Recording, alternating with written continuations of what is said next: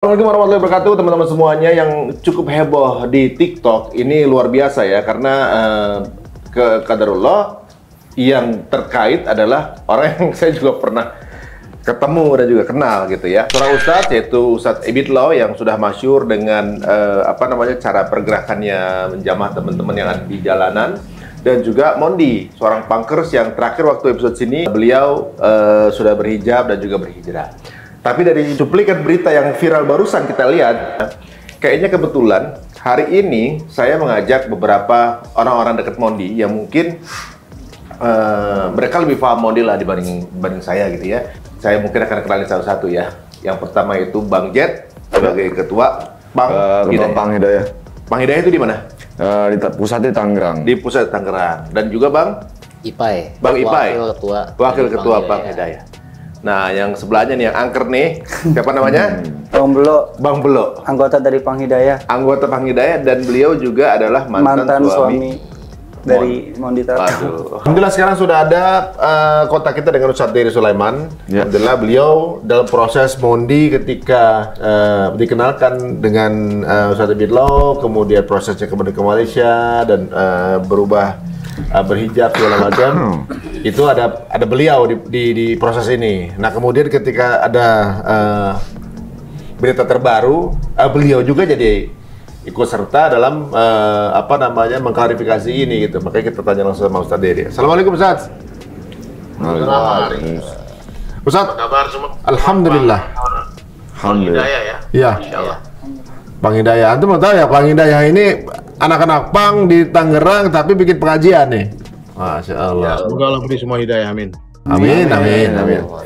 Nah, Ustadz kan lihat waktu itu membersamai prosesnya ya, membersamai prosesnya gitu, dan Ustadz juga udah mengenal Ebit Law sebelumnya kan? Dari tahun 2014. Pernah ada berita seperti ini sebelumnya belum? Nggak ada. Nah, kemudian treatment Ustadz Ebit dengan Mondi yang Ustadz tahu apa aja tuh? Maksudnya kemudian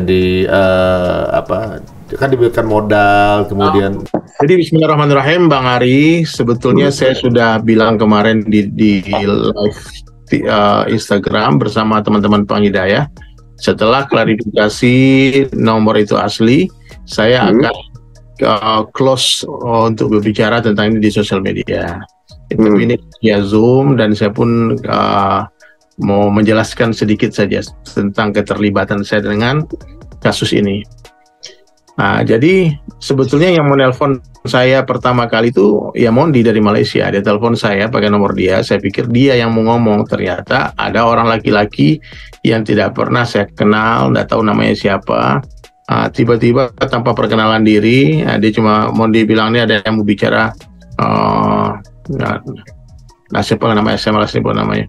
Jadi dia bilang dia mau ngomong. Langsung dia tanya begini, itu pertanyaannya. Ustadz, ada di video coba. Bagaimana bila ada anak perempuan Ustadz? Saya berjanji akan jaga dia. Kemudian saya sentuh dia tanpa izin. Apakah itu jenayah seksual? Pertama, saya nggak ngerti jenayah itu apa. Ternyata jenayah itu kan pelecehan kan. Karena itu memang bahasa mereka, bukan bahasa kita kan. Terus pertanyaannya sudah salah. Dia tanya, mana mungkin saya punya anak perempuan saya titip kepada laki-laki yang bukan mahram, ya, kecuali kepada suaminya kan. Jelas saya jawab wallahu a'lam. Ini pertanyaan tentang siapa ya, tentang Ebit. Panjang itu pertanyaannya, tapi dia cut dan dia framing negatif, seakan-akan saya ini pendukung pelecehan seksual. Ketika saya sudah mulai yakin kalau itu chat asli, karena nomornya berbeda dengan nomor yang ditunjukkan di orang Malaysia itu kan. Jadi saya post lah gitu, karena dia bilang nanti kalau kamu bisa ini, dia tantang lah. Tapi saya bukan mau cari uang itu, nggak ada apa-apanya uang yang dia tawarkan. Itu juga bukan orang nggak punya duit kan.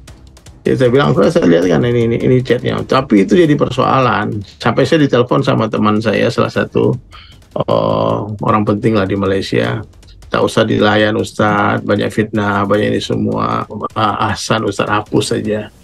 Dihapus saja konten-konten itu. Tak usah direspon. Ya, biarkanlah aparat kepolisian yang akan mengurus itu. Jadi aku hapuslah postingan itu sampai saya menunggu live dari Bang Z dan tim Hidayah. Sampai situ aku close, Bang. Aku nggak mau lagi mengurus persoalan ini. Aku udah bilang sama yang bersangkutan minta maaf karena anak ini lagi ngelukis, Bang, lagi menyelesaikan Al-Quran 30 juz, terus juga mencari nafkah dengan live TikTok. Sekarang gara-gara kasus ini anak nggak bisa live, Bang. Kalau anak live itu buzzernya datang caci maki anak terus, anak nggak jadi jualan. Kayak tadi anak Instagram malah caci maki semua, malah nggak jadi jualan. Jadi anak rasa, Bang, ini kasus ini sangat mengganggu dan juga kita harus jelaskan di obrolan ini siapa sih sebetulnya orang yang bersalah di sini, yang jahat di sini. Kalau Ustadz Ebit Liu sudah bersumpah juga sama saya, dia tak pernah sentuh, dia justru tak punya nomor Mondi pun tak punya, Mondi tak pernah telepon Ustadz Ebit, dia menelpon melalui perantaraan dari PA-nya Ustadz Ebit. Jadi tak mungkin Ustadz Ebit akan berniat buruk terhadap Mondi. Dia cuma ada niat bagaimana membantu Mondi jadi orang sukses. Bahkan saya sampainya di Malaysia diletakkan di madrasah yang terbaik, kemudian di ikram, dilayanilah dengan terbaik lah. Cuman Ustadz Ebit kan berangkat haji sama istrinya. Pas dia berangkat haji, dia pulang tanpa sepengetahuan Ustadz Ebit Liu. Ternyata mau menikah di sini katanya, karena nggak tahu nikah sama siapa. Dan terus bahkan waktu baru sampai di Indonesia kan saya yang rencana mau jemput, ternyata dijemput sama Bang Rodex kan. Saya jemput karena Ustadz Ebit minta tolong siapkan dia pekerjaan yang bagus di Indonesia, jangan sampai nanti dia balik lagi ke komunitas kemudian dia lepas hijab. Kita udah wanti-wanti, Bang. Maka saya kenalkan sama Habib Akbar namanya, dia siap membantu Mondi dengan modal miliaran. Dibantu untuk mau dimodalin. Iya, mau dibikin produk bernilai miliaran. Produk kayak Mondi bisa jualan live TikTok, disiapkan rumah, ditawarkan semua. Anak rasa Bang Rodek menjadi saksi di sana meeting itu ya. Anak nggak datang meeting itu, ternyata Bang justru lepas hijab. Nggak mungkin lah Bang Habib Akbar akan melanjutkan kontrak itu kalau dia tidak dalam keadaan hijrah. Kan kita kan simpati karena dia hijrah, Bang. Maksudnya modal itu karena untuk membantu ya secara perekonomian. Jadi Bang Ari, anak tidak dekat dengan Mondi, anak nggak tahu dia bagaimana. Mungkin anak-anak Pang Hidayah bisa menceritakan siapa dia sebetulnya, kenapa dia bergabung dengan Pang Hidayah, terus kenapa sampai ke Malaysia lagi. Saya nggak tahu tuh obrolan apa Bang Z dengan dia. Yang cuma satu saya pengen meyakinkan di podcast ini, Bang Z dan teman-teman tidak ada merekayasa chatting dengan Mondi. Selesai, kita di jalan yang benar, kita hanya niat membela kebenaran saja. Yang salah-salah, yang benar-benar. Dan untuk tuduhan pemerkosaan, perzinahan itu mesti datangkan saksi 4 orang. Tanpa saksi itu namanya pencemaran nama baik. Jadi Bang, Islam adalah agama yang melarang penganutnya untuk membicarakan dosa orang.